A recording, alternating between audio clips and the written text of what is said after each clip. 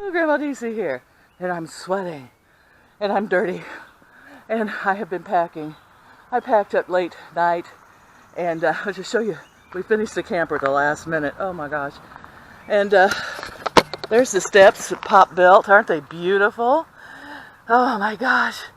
They knock apart, and we're going to slide them into the back. It'll be the first thing in, the first thing out. But let me walk up them, which makes getting in here it's a little bit easier, except that the door is like such a troll door. But here it is. Now the sink is full of trash, so ignore that. I'm going to empty that. Okay. We got the welcome sticker. Welcome mat. Alright, come in. The bathroom is done in Wonder Woman. If you see it, I'll try to lighten that up so you can see it. And sorry if I'm shaking a little, it's because I'm tired and I've been working so hard. We got lace up around the bedding area, and everything else is pretty much the same. Mom bought some stickers and we just stickered the refrigerator. And, oh my goodness. Trying to pack all the necessary things to go. And of course, clothes and whatever else. And I got the curtain covered finally. So that's done. Rope. You always need rope, right? And I've got bungee cords and aspirin and painkillers and stomach medicine and food and water and drinks and clothes. And I can't find my 1950s glass coffee pot. I either gave it to somebody or somebody helped themselves, which happens a lot around my house. Had a couple of disasters the other day. I couldn't get the top up. Had a hard time, almost broke my arm. It came back down on my head like 5 times, which could explain why I'm kind of weird. But that was no excuse for before when I was weird, so shouldn't have maybe knocked some sense into me. I don't know. But I sat down. Here's another reason Grandma should diet. I sat down on the bed / coffee area, and the table broke in with me. I hate that when that happens. Grandma needs to go on a diet. Still thinking about it. Okay. And I think, after munching on it and dreaming about it and thinking, I think I figured out a way that we can put the table up and sit around it. And we'll try that while we're out camping. Now I've just got to go. I've got the hose and all the equipment to run this thing. Like put water in it, dump the septic, all of that, which I've never done before. So figure out as I go. Rick got the elephant ear on the side so I can see around back better. And the tires, we're just going to hope and pray that the tires stay up, because we could not afford new ones. Okay, that'll be the adventure. Will the tires stay up? Now, I even brought us a candle in case all else fails. I'm going to go get my last solar light to bring along for light, and go pick up Mother and have her pack all of her stuff. We'll be off on this great adventure. I think we're going to Coleman's Mine in Arkansas to dig for crystals. This is going to be great. Keep tuned in if you want to stay up with the insanity. Okay, so Mom is still trying to get ready. And I've had my shower. She gave me a hat. Well, hats make me feel claustrophobic, so it's just a brim. And I have taken to like pinning things to me to stop from losing them. We may not get on the road until tomorrow, but that's okay, because it's a vacation. So last thing I ever want to do on a vacation is rush and stress, and we're stressing enough. So right now she's washing some blankets to take, and she wants to take a heater in case it's cold. I said, well, we could just bundle up more. And she, oh, no. And she wants to take a fan in case it's hot. Well, I have the air conditioner if it gets that hot. So I don't know if we're going to make it or not. I did looked up on the internet Ron Coleman's Mines, and it said it's only $12.50 a night to camp there, and they have all amenities, water, electric, sewer. And I thought, oh, wow, you know, $12.50, wow. I may retire there. And the rock shop and stuff's open until 4:30, and it said no reservations necessary. And I know when Tom and I went, We just pulled in there late one night, tired. We were pulling a pop-up camper, and we just parked and went and paid the next morning. So Mom still says she wants to leave tonight. I said, why don't we leave in the morning? And she's like, oh no, I want to leave tonight. So I don't know when we'll get there. I can drive at night better than I do during the day. So the adventure continues. We have the dog washed. Scud's at the dog keeper, and I'm terrified I'm going to forget the kitten. I can't leave it home alone. It's coming with, in a cage. So I better go get her. Mom hasn't even got a shirt on yet. I keep going, put your shirt on at least. Find your glasses. That's okay. We're going to make it. Okay. I came back over to the house, and I've got Spats Dandy with me. There's the old Spatsy boy. Say hi. He ain't too wild about riding in the truck. And we have a cage or a little playpen for him in the back that he can ride in for most of the trip. And when we get there. But I could not leave the baby home. No, I didn't have anyone I trusted to take care of the baby. That's right. So, even though I've never been a cat person before, he loves me and I love him, and I don't know why he likes me. Oh my goodness. I told Mother, I said, you know what? We're on vacation. I don't have to be nice to anyone now. She said, you're never nice to anyone. Thanks, Mom. Oh, you're just such a big help, Mother. Actually, I'm nice. Everyone all the time. Too nice, probably. Well, Spatsy, how are you going to feel about it when the truck starts moving? Because we're about to ready to go. Ready or not, here we come. It's an adventure. So I'm actually driving at about 5 miles an hour because I've got the top up.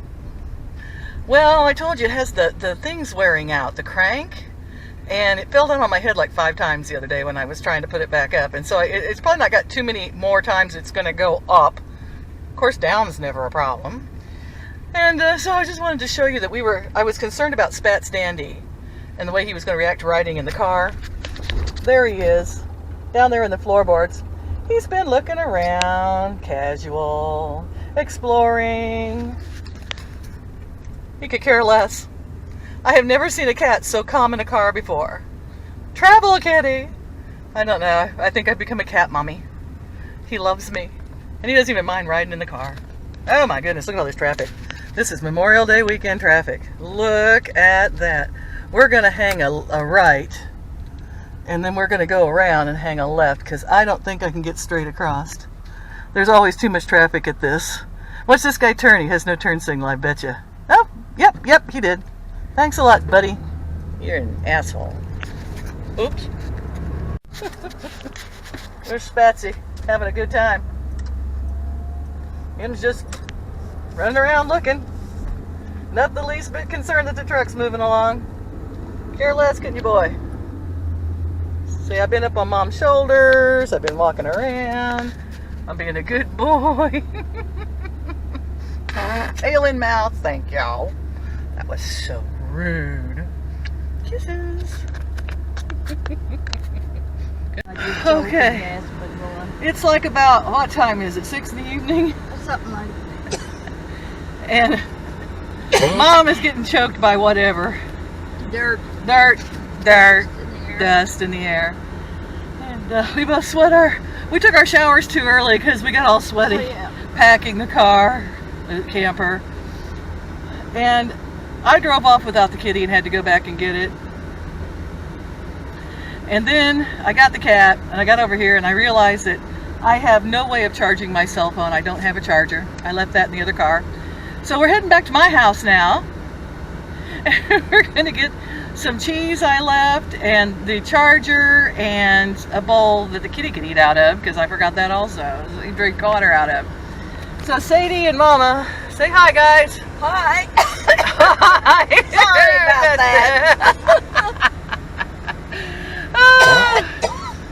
It's going to be an adventure, I can tell you. Yeah. The blind leading the blind. Definitely. And off we go. We are still in Lincoln in town, and we had to go stop at the Dollar General store because we needed a adapter so that we could plug our phones in, and of course bread, because I got the loaf of bread I bought 2 days ago and ants had gotten into it. I have to tell you, I'm not going to say anything to Mom. There has been nothing that has gone right in this trip. I have had to double back for so many things, forgotten so much stuff. Mother thought she didn't have her purse. I had to run back in and try to find it. She's screaming at me that she found it once I climbed all the stairs to get back into the house. And now we get here, and of course the air conditioner doesn't work in this truck, and I really did not realize just how hot and sultry it was going to be. And for some reason, Sadie is being a bad girl. Sadie, what are you doing? We're trying to get ice. Oh, you're trying to get the cheese? Yeah. Because we realized we had cheese. And I can't get in the back of the camper. Here she is. There she is. Smile. Do you think we'll ever get left? No. I don't either. That's what I told him. Yeah. Let's try again. And then we're going to stop and try to wash the truck so we can see out the windshield too. And then my camera quit recording sound.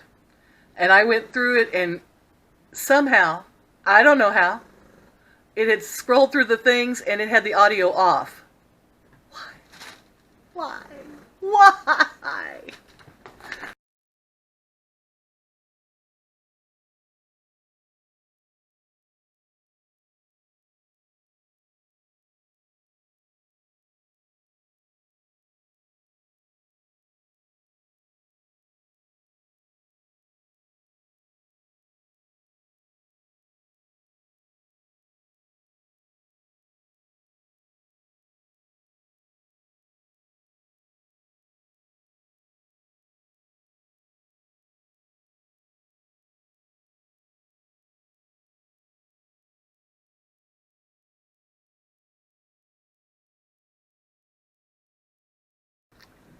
Hello, Grandma DC here in my house. Where's the vacation? There was supposed to be a vacation. There's no vacation. Nope. And I couldn't name the amount of things that had went wrong leading up to no vacation. It's been a nightmare since the other evening. I mean, just trying to pack things. I got cut, dropped things, got hit in the head. I spilled a whole thing of Mom's baking soda in the camper. That's just the little things, okay? That doesn't count that the first time I went to leave, I drove off without the kitty.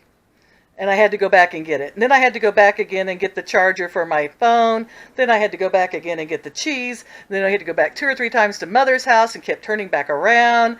And it was just a nightmare. We finally went, and what's funny was Mom and I are so much alike that neither one of us would admit that anything was going wrong. Every time something would go wrong, we would just say, oh, yeah, you know, ignore that and keep your chin up and let's just keep going. And we just knew. It was like pulling teeth trying to get out of this town. And finally we stopped in Dollar General and got the last of the things we needed, bread and all of that. And then we went and got in the truck and we washed it. We washed the windshield because there were so many bugs on it. And then it looked clean on the outside. We got in the truck to leave and there were still bugs all over it.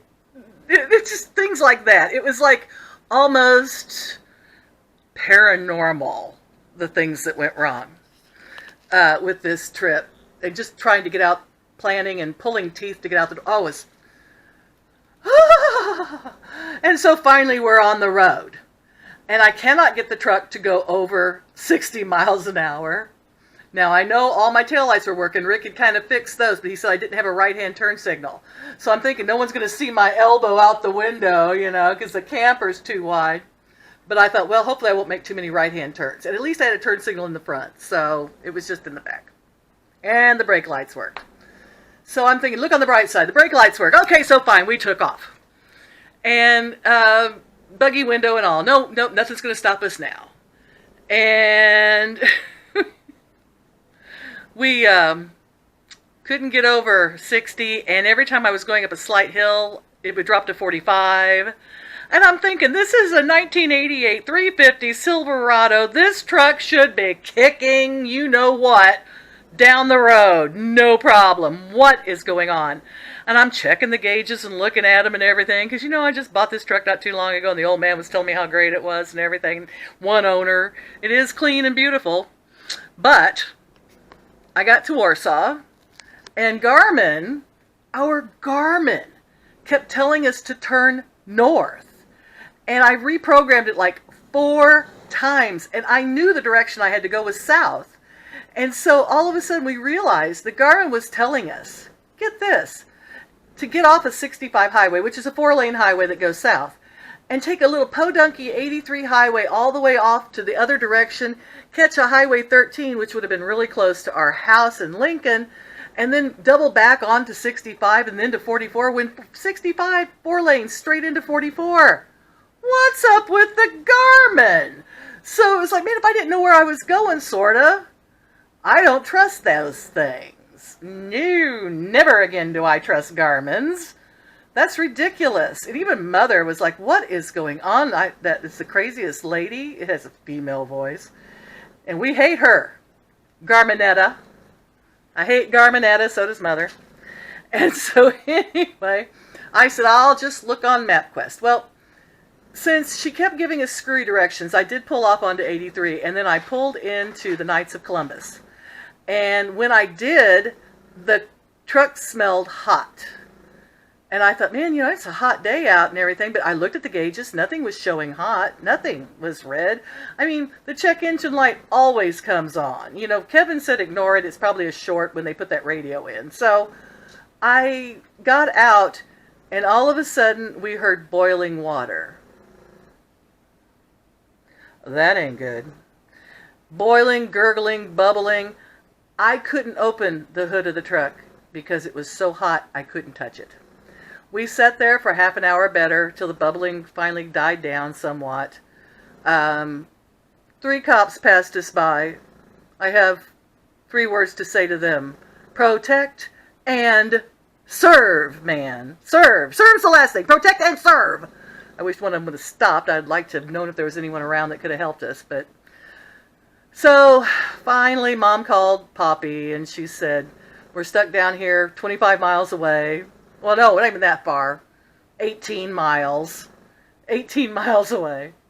And we're overheated. And I finally got it open, and I got that I know, careful. I was so afraid I was going to get steam in my face. But I got the lid off of the radiator. And it was full of antifreeze. So you know what that means. It's got to be a thermostat, right? So Rick, Poppy said to just limp it home. I said, well, I'm going to blow up my engine. So I said, well, limp is right. We're gonna go a couple of miles, pull over and wait, And that's kind of what we did.